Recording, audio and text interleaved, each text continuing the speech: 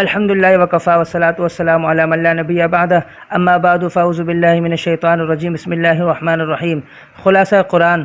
سامعین، خلاصہ قرآن میں سے 10 پوائنٹ آپ کے سامنے اللہ کے فضل و کرم سے ہم بیان کریں گے۔ توجہ سے سنیے گا اور سمجھنے کی کوشش کیجیے گا، اور آگے اپنے دوست احباب میں بھی لوگوں تک اسے شیئر کیجیے گا تاکہ یہ ہمارے لیے صدقہ جاریہ بنے۔ پوائنٹ نمبر 1، قرآن کا محافظ اللہ ہے۔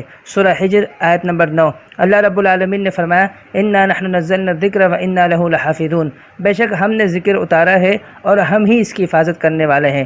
یہاں غور کرنا چاہیے کہ یہاں اللہ تعالیٰ نے لفظ قرآن کے بجائے لفظ ذکر استعمال فرمایا، جس میں سب سے پہلے قرآن آتا ہے، جیسا کہ فرمایا انا انزلناہ قرآنا عربیا لعلکم تعقلون۔ قرآن کریم اہل عرب پہ اترا تو اس لیے اللہ نے فرمایا کہ بے شک ہم نے اس قرآن کو عربی زبان میں اتارا تاکہ تم اس کو اچھی طرح سمجھ سکو۔ اور اس کے بعد رسول اللہ صلی اللہ علیہ وسلم کے اقوال، افعال اور احوال یعنی حدیث ذکر ہے، کیونکہ اللہ تعالیٰ نے خود رسول اللہ صلی اللہ علیہ وسلم کو اپنے نازل کردہ ذکر قرار دیا، جیسا کہ فرمایا قد انزل اللہ علیکم ذکر رسول یتلو علیکم آیات اللہ مبینات، یقیناً اللہ نے تمہاری طرف ایک ذکر نازل کیا ہے جو ایسا رسول ہے کہ تمہارے سامنے اللہ کی واضح بیان کرنے والی آیات پڑھتا ہے۔ تو ان آیات کریمہ سے یہ بات معلوم ہوتی ہے کہ اللہ رب العالمین نے ذکر یعنی قرآن اور حدیث مصطفیٰ صلی اللہ علیہ وسلم دونوں کی ذمہ داری اٹھائی ہے۔ بعض لوگ یہ کہتے ہیں کہ نہیں، قرآن کے اللہ نے حفاظت کی ذمہ داری لی ہے، حدیث کی نہیں لی ہے، ذکر سے مراد صرف قرآن ہے، حدیث نہیں ہے۔ یہ بات غلط ہے۔ اللہ رب العالمین نے فرمایا انا انزلنا الذکر لتبین للناس، بے شک ہم نے ذکر اتارا ہے اور اس کی وضاحت آپ کی زبان مبارک سے ہوگی، رسول اللہ صلی اللہ علیہ وسلم کی زبان مبارک سے جو وضاحت ہوگی وہ حدیث ہوگی۔ تو قرآن بھی وہی ہے، حدیث بھی وہی ہے، فرق یہ ہے قرآن وہی جلی ہے، حدیث وہی خفی ہے۔ امام بخاری رحمہ اللہ جو ہے باب بدء الوحی میں ترجمۃ الباب میں آیت نقل کرتے ہیں انا اوحینا الیک کما اوحینا الی نوح والنبیین من بعد وابراہیم واسماعیل واسحاق، یہ آیات کہ اللہ رب العالمین نے فرمایا بے شک ہم نے وحی کی آپ کی طرف جس طرح ہم نے وحی کی نوح علیہ السلام کی طرف، ابراہیم، اسماعیل، اسحاق، باقی پیغمبروں کی طرف۔ تو دیکھیں کہ اگر وحی سے مراد آسمانی کتاب ہے تو بتائیں نوح علیہ السلام پر کون سی کتاب نازل ہوئی، ابراہیم علیہ السلام پر کون سی کتاب نازل ہوئی، اسماعیل علیہ السلام پر کون سی کتاب نازل ہوئی۔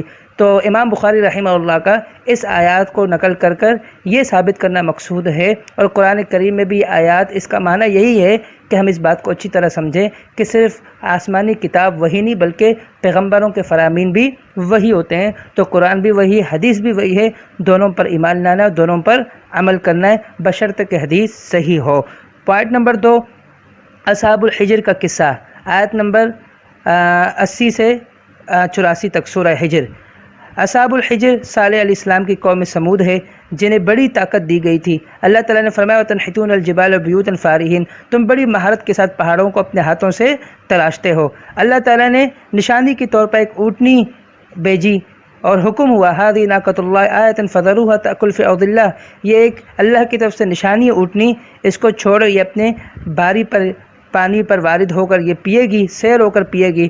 لیکن ان ظالموں کو یہ بات سمجھ میں نہیں آئی، فَعَقَرُوهَا، انہوں نے اس کے پاؤں کاٹ ڈالے، حتیٰ یہاں تک کہ اللہ کا عذاب آیا، فَأَخَذَتْهُمُ الصَّيْحَةُ، اور صبح کے وقت اللہ کا ایسا عذاب آیا کہ ایک چیخ کی آواز آئی جس سے ان کے کلیجے پھٹ گئے، اور وہ اپنے گھروں کے سامنے مردار پڑے ہوئے تھے، لمبے لمبے قد کے، لیکن وہ ایک چیخ کو برداشت نہیں کر سکے اور تباہ و برباد ہو گئے۔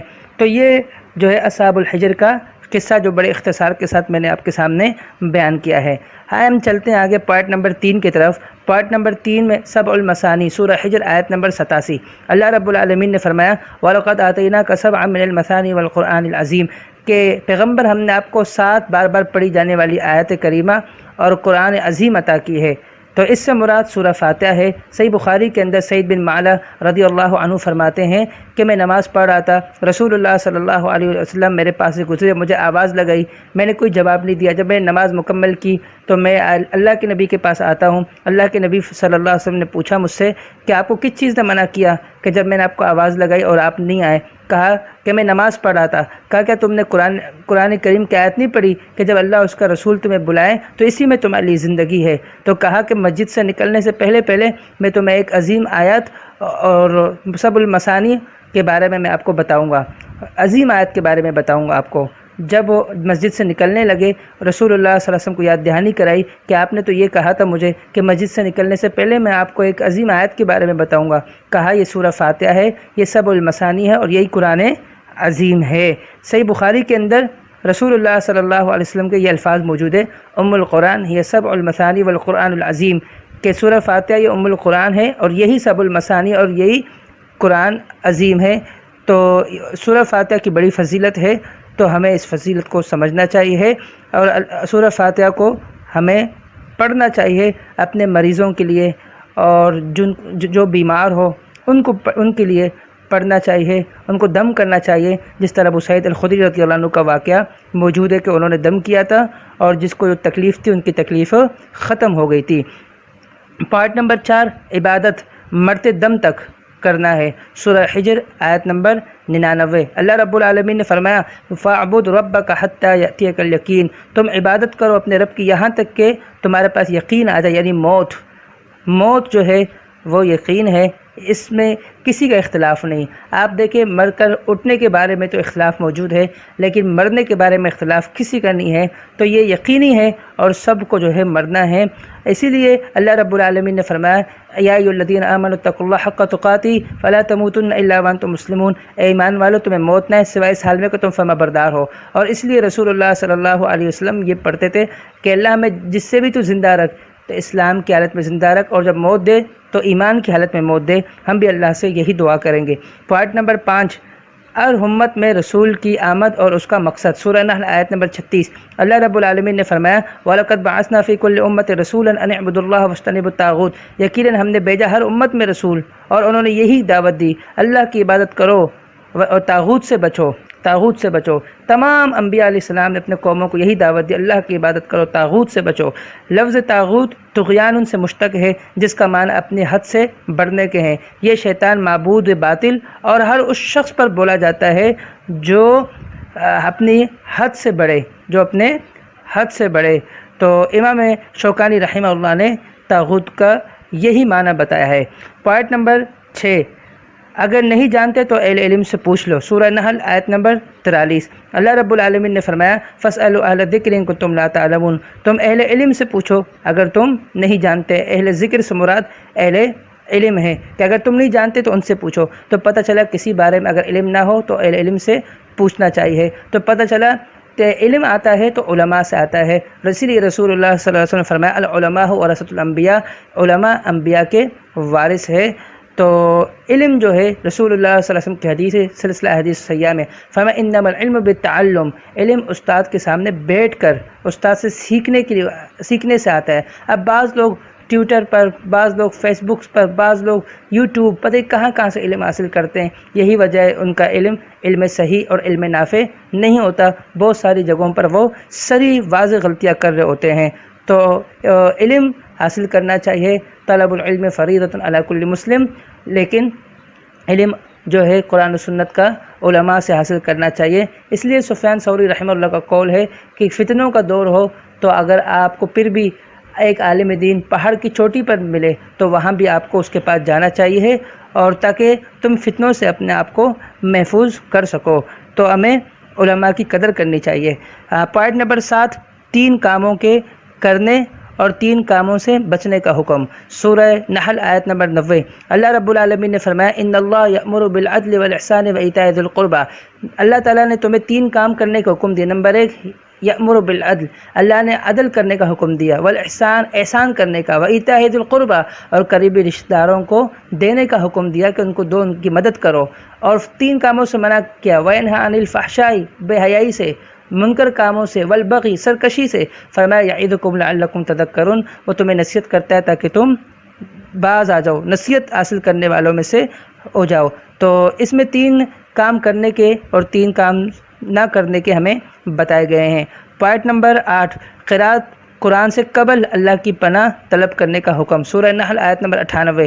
اللہ رب العالمین نے فرمایا فَإِذَا قَرَأْتَ الْقُرْآنَ فَاسْتَعِذْ بِاللَّهِ مِنَ الشَّيْطَانِ الرَّجِيمِ، جب تم قرآن پڑھو تو اللہ کی پناہ مانگو شیطان مردود سے۔ تو یہ قرآن کا پڑھنے کے آداب میں سے ہے کہ قرآن کریم پڑھنے سے پہلے، تلاوت کرنے سے پہلے اللہ تعالیٰ کی پناہ مانگے شیطان مردود سے۔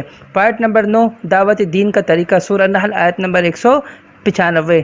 آیت نمبر 125، اللہ رب العالمین نے فرمایا ادع الی سبیل ربک بالحکمہ والموعظۃ الحسنہ، کہ تم لوگوں کو دین کی دعوت دو حکمت کے ساتھ، اچھی نصیحت کے ساتھ، بہت اچھے انداز کے ساتھ۔ اور دوسرے مقام پر فرمایا قل ہذہ سبیلی ادعو الی اللہ علی بصیرۃ، پیغمبر کہہ دیجئے کہ یہ میرا رستہ ہے اور میں اس طرف لوگوں کو بلاتا ہوں بصیرت کے ساتھ۔ تو پتہ چلا حکمت، اچھی نصیحت اور بصیرت کے ساتھ لوگوں کو دعوت دینی چاہیے۔ اللہ رب العالمین نے فرعون کے طرف موسیٰ علیہ السلام اور ہارون علیہ السلام کو جب بھیجا، یہی کہا کہ فقولا لہ قولا لینا لعلہ یتذکر یخشی، تم دونوں اس فرعون کے پاس جاؤ اور بڑی نرمی کے ساتھ گفتگو کرنا۔ تو پتہ چلا حکمت، نرمی، ان چیزوں کو اپنے ایک داعی کو اپنے جو ہے اپنے صفات میں شامل کرنا چاہیے۔ پوائنٹ نمبر 10، بدلہ لینے کا طریقہ اور معاف کر دینے کی فضیلت، سورہ نحل آیت نمبر 126 تا 128۔ اللہ رب العالمین نے فرمایا وَإِنْ عَاقَبْتُمْ فَعَاقِبُوا بِمِثْلِ مَا عُوقِبْتُمْ بِهِ، اگر تم بدلہ لو تو اتنی ہی بدلہ لو جتنی تمہیں سزا دی گئی ہے۔ تم کسی کو سزا دینا چاہو اتنی سزا دو جتنی تمہیں سزا دی گئی ہے۔ اور اسی طرح اللہ تعالیٰ نے دوسرے مقام پر فرمایا فَمَنِ اعْتَدَىٰ عَلَيْكُمْ فَاعْتَدُوا عَلَيْهِ بِمِثْلِ مَا اعْتَدَىٰ عَلَيْكُمْ، جو تمہارے ساتھ زیادتی کرے تم اس کے ساتھ اتنی زیادتی کرو جتنی اس نے تمہارے ساتھ زیادتی کی ہے۔ تو اسی طرح رسول اللہ صلی اللہ علیہ وسلم کے چرواہوں کو قتل کرنے والے اور اونٹنیاں لے جانے والے مجرموں کو بھی قصاص میں اسی طرح آنکھوں میں گرم سلائیاں پھیری گئی جیسا کہ انہوں نے کیا تھا۔ صحیح بخاری کے اندر حدیث موجود ہے۔ تو آپ کے ساتھ جتنا کوئی برائی کرے اتنا برائی کریں تو کوئی حرج اس میں نہیں ہے۔ ہاں وَلَئِن صَبَرْتُمْ لَهُوَ خَيْرٌ لِلصَّابِرِينَ، اگر تم بدلہ نہ لو، اللہ پر چھوڑ دو اور صبر کرو تو یہ اس سے بھی زیادہ بہتر ہے، اس کی بڑی فضیلت ہے۔ اللہ رب العالمین نے دوسرے مقام پر فرمایا فَمَنْ عَفَا وَأَصْلَحَ فَأَجْرُهُ عَلَى اللَّهِ، اور جو درگزر کرے گا اور صلح کرے گا تو اس کا اجر اللہ پر ہے۔ تو جو بندہ اگر صلح اور درگزر والا معاملہ کرتا ہے تو اس کا اللہ پر معاملہ چھوڑتا ہے تو یقیناً اس شخص کے لیے فضیلت ہے، یہ بڑا فضیلت والا عمل ہے۔ تو یہ خلاصہ قرآن کے 10 پوائنٹ ہم نے آپ کے سامنے بیان کیے ہیں۔ اللہ رب العالمین سے دعا ہے کہ اللہ رب العالمین سے ہمیں سمجھنے کی اور اس پر عمل کرنے کی توفیق عطا فرمائے اور اسے ہم خود بھی سمجھیں اور اپنے دوست احباب کو بھی شیئر کریں تاکہ ہمارے لیے یہ صدقہ جاریہ بنے۔ جزاکم اللہ خیر۔ السلام علیکم ورحمۃ اللہ وبرکاتہ۔